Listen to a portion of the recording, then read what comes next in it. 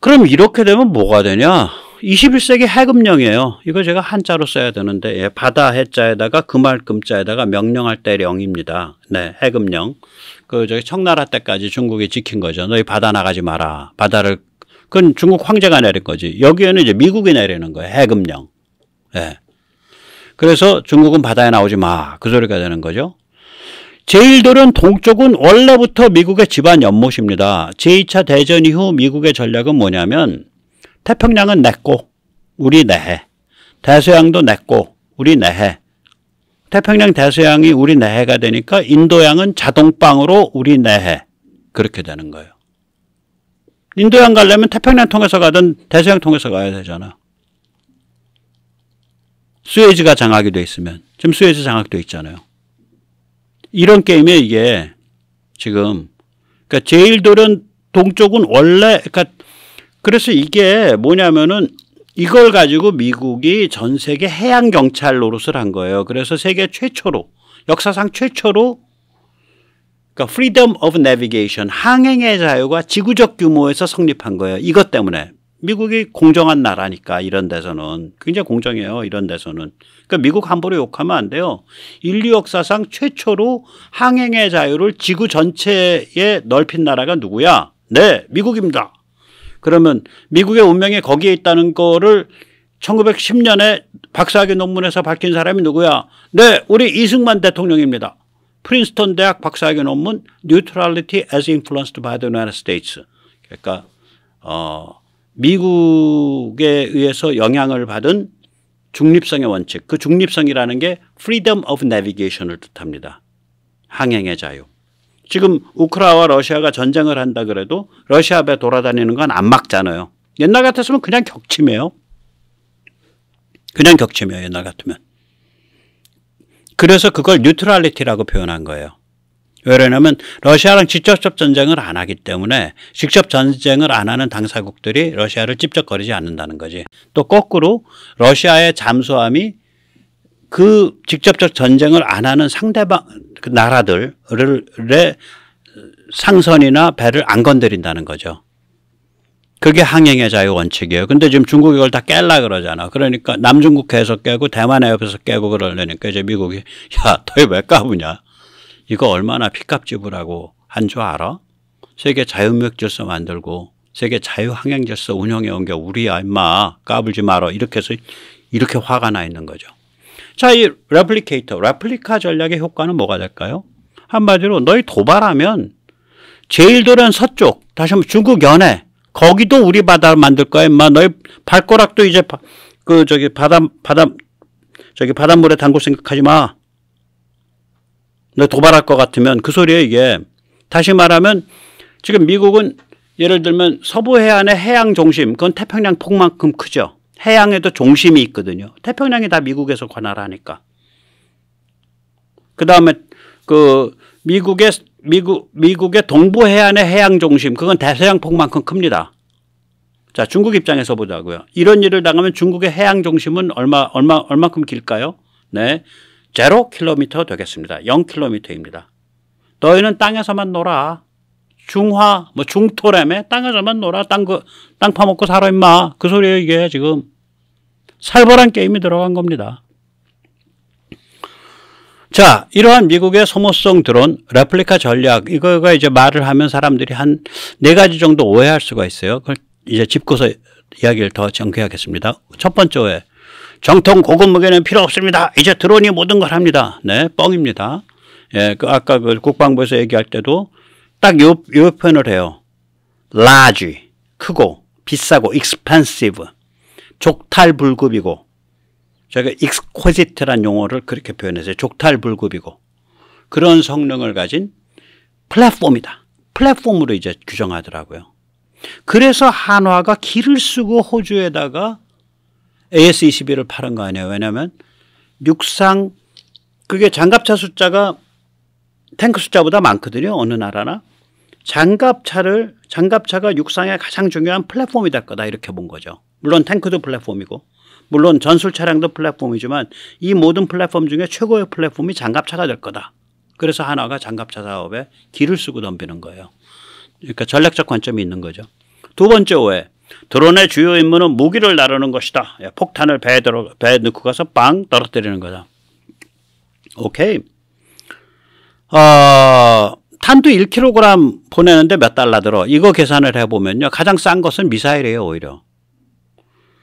물론 제공권을 완벽히 장악한 상태. 다시 말하면 상대방의 육상 해상에서 방공망과 방공 미사일이 못 뜨는 상태에서가 되면 이쪽에서 뭐 폭격기 뭐 마음대로 날아 들어가서 멍텅구리 폭탄 혹은 활강 유도 폭탄 JDAM이나 KGB 같은 걸 떨어뜨릴 수가 있어요. 근데 제공권이 완전히 장악이 안 돼 있으면 폭탄을 그렇게 떨어뜨릴 수가 없어. 그 폭탄 떨어뜨리려고 했다간 골로 가. 그러니까 미사일밖에 결국 못 쏘는 거예요. 공중발사 미사일이 됐든 무슨 미사일이 됐든. 그리고 점점 더 멀리서 그걸 멀리서 한다는 걸 스탠드오프라 그러거든요. 멀리 툭 띄워놓고요. 이 군사학에서는. 스탠드오프로 미사일을 보내려면 상대방이 만약에 고정 육상 표적이다 그러면 좌표 찍어서 보내버리면 되는데 상대방의 고정 육상 표적이 아니고 뭐 배같이 움직인다든지 뭐 큰 트레일러 뭐 상대방 TEL 그러니까 이 탄도미사일이나 탄도미사일 발사대 이걸로 움직여. 그러면 이거는 순항미사일이 돼야 되거든요. 그리고 멀리 보내야 되니까 터보팬을 쓰는 아음속이 되는 거고요. 그러면 그건 중간에서 데이터 링크로 컨트롤 해줘야 돼. 즉 어떤 놈이 제가 말하는 MCSR 드론이 떠갖고 MCSR 기능을 하는 드론이 떠서 그 타겟 좌표가 어떻게 움직이고 있는지 업데이트를 해줘야 돼요. 미사일에. 그러면 그걸 보고서 뭐 1000km 바깥에서 500km 바깥에서 뭐 1600km 바깥에서 순항미사일 때려서 걔 작살내는 게 이게 제일 이게 효과가 좋은 거예요. 탄두 무게가 기본적으로 뭐 500kg, 400kg, 300kg니까 상대방은 아작이 나는 거죠. 이 때문에 공중드론의 가장 중요한 기능은 미사일 유도 M, 통신중계 C, 감시 S, 정찰 R입니다. 무하브가 그렇게 좋은 거예요. 근데 무하브가 비싸단 말이에요.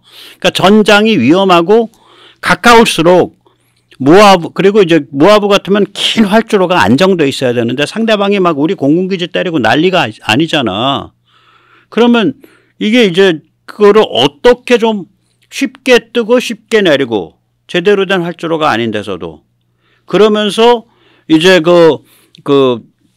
중국 근처에 가서 미사일 유도해주고 통신 중계해주고 감시하고 정찰하는 누구야? 모하브처럼 그렇게 한 대 깨지면 아이고 아까워라 3천만 달러 날라갔네 이렇게 걱정 안 하고 한 대 깨져도 에이씨 오늘 300만 달러 묻었구나 이렇게 끝날 수 있는 그런 게 뭐냐 이거지. 그게 이해예요. 소모성 드론이에요. 예. 자, 그 다음에 이제 세 번째 오해. 소모성 드론은 싸다. 안 쌉니다. 예. 그럼 뭐, 하긴 저같이 돈이 많으면 뭐 싸죠. 뭐 그까지가 끈값이지 뭐 200만 달러. 예. 양산할 때. 예. 뭐, 장비 채워서 300만 달러에 저는 돈이 참 많아서 이건 정말 뭐 그냥 끈값인데 뭐 보통 사람들 가난해서 그게 되겠어요. 정부도 가난해요. 예. 그래서 이게 싼 게 아닙니다. 예. 이게 쌀 수가 없는 게요. 터보팬 엔진, 위성통신, 감시정찰 이걸 다 갖추고 있잖아요. 감시정찰도 A사 레이더도 갖추고 있고 물론 성능이 약해서 좁혀서 봐요. 그 다음에 EO 그러니까 전자광학 인조눈알 예, 그것도 성능이 약하니까 좁혀서 보고 가까이서 봐야겠죠. 그 다음에 IRST 적외선 탐지 추적 예, 그것도 성능이 약하니까 뭐 그 거리가 뭐 한 50km 이렇게 작동을 하겠죠. 뭐 좀 우리 같이 칩 잘 만든다. 칩 뭐 가격 올려도 돼. 가격 올리는 게 아니라 우리는 그 가격에 엄청난 칩 만들 수 있어. 그러면 IRST가 90km 이렇게 작동을 해요. 그러니까 90km는 뭐냐면 중국 비행기, 중국 미사일 90km 바깥에 오면 아는 거예요, 얘가. 뜨거운 거를. 그리고 어느 방향에 얼마 거리에 떨어져 있고 어떻게 움직이고 있다는 거 아는 거예요. 그럼 얘는 냅다 도망가면서 자기는 앞에 나가 있으니까 200km 바깥에 있는 제대로 된 공군기, 제대로 된 그 미티어 미사일 갖고 있는 우리 KF-21한테 알려주는 거지. 계속 도망가면서 저 뒤에 무시무시한 놈 오고 있어요. 그러면 KF-21이 뿅 하고 이제 미티어 쏘는 거죠. 그 좌표로. 근데 저쪽 중국 비행기는 80km 바깥에 이런 드론이 있었다는 것도 모르고 대충 있는 것 같아서 오고 있는 거거든. 레이더에 뭔가 희미끄하게 있으니까. 그러다가 그냥 우리 이쪽 KF-21에서 쏜 미티어 미사일에 걸려서 아작나버리는 거예요. 중국 J-20가. 그런 애들이에요. 얘들이 하는 게. IIR이라는 건 뭐냐면은 적외선으로 사진 찍는 거. 밤에. 우리 세계 최강 기술 갖고 있죠. 뭐 저게 뭐더라. 제2형 초격자. 그러니까 그 나노 단위로 금속 가루를 성격에 다른 금속 가루를 나노 단위로 이렇게 적층하는 걸 초격자라 그러거든요. 근데 이 적층할 때 뭐 빛깔내서 적층하냐, 뭐 어떻게 적층하냐에 따라서 이걸 제1형이다, 제2형이다, 제3형이다 그래요. 그래서 뭐 타입 2, 제2형, 타입 2 뭐 그 초격자 그걸 뭐라 그러다 SL인가 뭐 그렇게 복잡한 이름이 아무튼 그런 걸 왜 그런 이상한 짓을 해서 칩을 만드냐. 그렇게 만들어야 적외선 영상 찍고 적외선 감지하는 게 좋아집니다. 이거 저희 나라가 세계 최강 기술 확보하고 있어요. 무시무시한 거예요. 그거 줘가지고 터키가 힘 잡는 거 아니야. 뭐 저기 뭐 바락타른가 뭔가. 예. 네 번째 오해는 뭐냐면 중국이 드론 기술에 앞섰다. 예, 앞서 있죠. 예, 장난감 드론, 농약 드론에서 앞서 있죠. 뭐 주로 전기 모터로 돌아가는 거. 근데 이런 종류의 군사 드론은요 멀리 가야 돼. 일단 전기 모터로 못 가. 그다음에 이런 종류의 감시 정찰 장비 때문에 전기 파워를 써야 돼. 그러니까 전기 모터로 안 돼요. 그러니까 기체가 일단 달라요 성격이. 이런 그 충전해 가지고 뜨는 건 보병이나 좀 쓰지. 보병용 그 전장에서 상대방과 5km 거리, 10km 거리 이럴 뭐 15km 거리 이럴 때 쓰는 거지. 이건 이 드론을 보내서 2,000km를 보내 가지고 하이난섬 400km 바깥에서 하이난섬 앞에 200km 앞에 나와 있는 적 군함을 감시 정찰 시켜 놓고 여기서 2,500km짜리 그 중거리 타격 능력 미사일을 때린다. 이런 거 할 때는 그런 전기 모터 드론 못 쓰죠. 그러니까 중국은 또 그 다음에 이런 그 위성통신이나 감시 정찰 이런 쪽에서 또 약하잖아요. 그래서 이거는 오해예요. 그러니까 중국이 강할 수 있는 건 싸구려로 보병이 막 돌릴 수 있는 거. 이런 거는 강할 수 있어요. 그런 걸 양산해서 찍어낸다. 오케이, 그러려면 우리 전선 앞에 한 20km까지 와야지. 근데 오기 전에 천무랑 K9으로 다 돌아가셨네. 예, 그렇게 되는 거예요, 이게. 자, 미국의 소모성 공중 드론의 총알은 발키리입니다. 예, 발키리입니다. 이거 참 훌륭한 거죠. 예, 가격은 한 200만 달러. 이게 소량으로 생산하면 600만 달러라 그러고요. 공허 중량은 한 1톤 나갑니다. 그러니까 작은 차 정도 되죠. 최대 이륙량은 2.7톤. 예, 순항 속도는 880km, 아음속입니다. 최대 고도는 14,000m. 항속이 길어요. 이게 5,600km예요. 그러니까 항속이 이렇게 길다는 얘기는 채공 시간이 한 8시간, 7시간 나온다는 소리예요, 이게.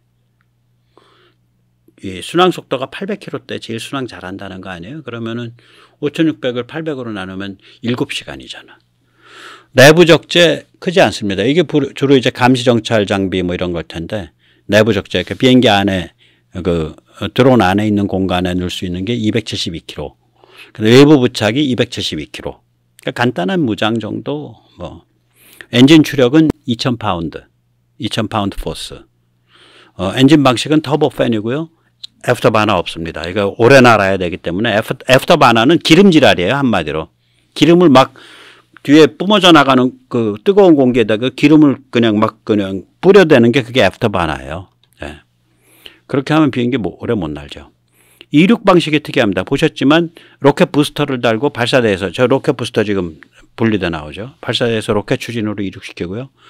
예. 그다음에 착륙할 때는 한번 제가 예측하기에는 비행기가 워낙 작아서 한 200km, 200m 정도의 고든 평지면은 앉으면서 꽁무니에서 낙하산 펴지게 돼 있습니다. 이거. 네. 그러니까 야전에서 운영하기가 편한 거예요. 근데 이제 한국은 워낙 산지라 200km 평지도, 200m 고든 평지? 그거 어디냐? 그 학교 운동장도 없고, 뭐 이제 고민이 많아지는 거죠. 한국은 좀 그렇습니다. 자, 이런 상황을 보고 있으면, 야, 우리가 좀 우리 국방 전략에 대해서 좀 비판적인 성찰을 해야겠다. 우리는요, 육상 고정 표적에 꽂혀서 살아왔어요. 그러니까 우리 미사일 사거리 제한 나올 때 보면은 탄도미사일 사거리 제한이잖아요, 얘기가. 그럼 탄도미사일은 이동 표적은 못 맞춰. 배는 못 맞춰요. 쫓아가는 힘이 없기 때문에 딱 찍혀 있는 표적에 가서 뿅 꼽히는 거예요. 탄도미사일이라는 건. 우리는 육상 고정 표적에 그거에 꽂혀 있었어요. 그런데 이제는 어떻게 돼야 되냐. 최장 2,500km, 최장 2,500km 육상 해상 이동 표적으로 눈을 돌려야 돼요. 이 게임이라고요. 지금 미국이 이 게임을 하고 있는 거예요. 일본도 이 게임이고 한국도 이 게임 가야 된다. 한국은 더 가야 된다. 이걸 왕창 강화를 해놓지 않으면은 이제 이 게임에 이제 그 경쟁이 붙었기 때문에 중국도 뭐 짝퉁이든 뭐든 그런 식으로 나올 거니까 우리가 한없이 밀려버린다고요. 그럼 2,500km를 가면 어떻게 돼? 네, 제주 광정에서 하이난 앞까지가 한 2,300km 될 겁니다. 이 정도 가야 이런 게 막 여기저기 있고 2,500km 가서 그것도 아까 발키리 같은 거 만들어서 우리 그거 다 깨지더라도 할주로 다 깨지더라도 여기서 발키리 뿅 떠가지고 거기 가서 딱 감시정찰하고 그냥 2,500km 밖 하이난도 앞에 있는 중국 항모를 깨뜨릴 힘을 우리가 보여줘야 중국이 한반도에 대해서 도발할 생각을 안 하죠. 예. 북한이 도발하면 뒤에서 중국이 큐 준 거니까. 그래도 최근에 고무적인 움직임이 두 가지 있습니다. 하나는 이제 이게 다 이제 그 윤석열 정부 들어서서 이제 군인들이 점점 똑똑해져서 그래요. 자폭드론 내장 탄도미사일이죠. 예, 육상 고정 표적에서 그러니까 육상 이동 표적으로 바꾸는 거예요. 예를 들어서 쟤들이 지금 뭐 저기 무슨 탄도미사일을 쏘려고 이제 이동형 발사 차량을 질질질 끌고 나오고 있다. 이거 이제 딱 인지가 되면 야, 이거 심상치 않아. 저 깨. 그러면 여기서 탄도미사일 쏜단 말이에요. 그럼 탄도미사일 가는 동안에 5분이든 10분이든 얘가 뭐 한 1km나 뭐 혹은 1km는 움직였을 거 아니야. 시간당 5km면 10분이면 1km 움직이잖아요. 그럼 얘가 타격을 안 받을 수 있거든. 예, 타격을 안 받을 수 있다고요. 그러니까 얘가 근처에 갔을 때 얘가 머리에서 뿅 하고서 이제 수십 킬로 탄두를 가진 자폭드론 세대가 머리에서 뿅뿅뿅 튀어나오는 거예요. 그래서 저는 이 자폭드론의 이름은 아테네로 하죠. 신화에 의하면 아테네가 제우스 이마에서 뿅 튀어나왔다며. 아테네는 엄마가 없잖아요. 그래서 엄마가 없으니까 그 모질고 엄격한 정의의 심판을 하지. 아테네가 정의의 심판관 아닙니까? 칼하고 저울 들고 있잖아요. 저울로 달아서 근수 안 나오면 목 잘라버린다 이거 아닙니까? 예. 그 머리에서 뿅 튀어나왔다고. 그럼 얘도 머리에서 뿅 튀어나왔으니까 뭐 아테네. 이름이 좀 너무 좀 그렇죠? 촌스럽죠? 예. 어쨌거나. 예, 그거 괜찮은 발상이에요. 예, 괜찮은 발상이고 뭐 얼마나 의미가 있을지 몰라도 이렇게 자꾸 여러 가지를 해봐야 돼요. 이게 뭐냐면 이동 표적을 어떻게 맞출 거냐에 대한 고민이거든. 신속하게 이동 표적을 어떻게 깰 거냐. 탄도미사일이 제일 빠르니까 도달 시간은. 그 다음에 근데 상대가 이동 표적이야. 그럼 탄도미사일로 못 깨. 오케이. 그럼 탄도미사일을 어떻게 이동 표적으로 깰 거냐. 예, 그런 거죠. 이 얘기는 거꾸로 말하면 뭐냐면은 한 150km, 200km 정도까지도 우리 이제 현무 사이즈가 올라가면 한 300km 뭐 200km, 300km짜리 자폭 드론을 3대를 보낼 수 있다 이렇게 되는 거예요. 그러면 역시 현무 예를 들어서 난 저 뭐 현무 4를 가지고 보내면 탄두 무게가 한 2톤이 나올 수 있는 걸로 보내면 여러 가지 부대 장치 계산해서 뭐 300kg짜리가 5개는 나오겠네. 그러면 뭐가 되냐면 물론 사거리는 문제가 되겠죠. 현무 5를 뭐 탄두로 그렇게 한다. 그러면 이게는 2000km 바깥에 있는 적 적 항공모함을 10분 만에 격침시킨다는 거예요. 그러니까 좋은 거예요, 이거. 극초음속 미사일의 문제가 뭐냐면요.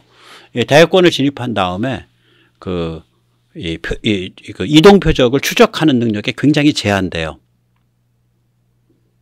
굉장히 제한됩니다. 근데 이렇게 되면은 이거 좀 살벌하죠. 예, 그래서 저는 괜찮다고 봅니다. 그 다음에 중고도 장기 채공 아까 말한 미사일 유도, 그 다음에 통신 노드, 그 다음에 감시 정찰, MCSR 드론, 우리로 전 무하브 이거 이번에 이제 1조 들여가지고 양산 배치한다. 몇 대인지는 얘기 안 나왔지만 한국의 생산 단가로 생각을 하면 아마 대당 장비 다 채워서 300억 원대일 겁니다. 저는 그건 안 넘을 것 같아요. 300억 원대는 그러니까 400억은 안 넘을 것 같다. 그럼 1조면은 한 30대 만들 것 같지만 이게 워낙 크잖아요. 날개도 뭐 25m 뭐 이렇게 되니까. 그러면 경락고도 커야 되고 이러니까 그거 건설비가 절반은 들어갈 거다. 그런 그 보관이나 기타 등등이. 그래서 저는 이게 한 12대 정도 되지 않을까 그렇게 생각을 합니다. 네. 추정이에요, 그냥.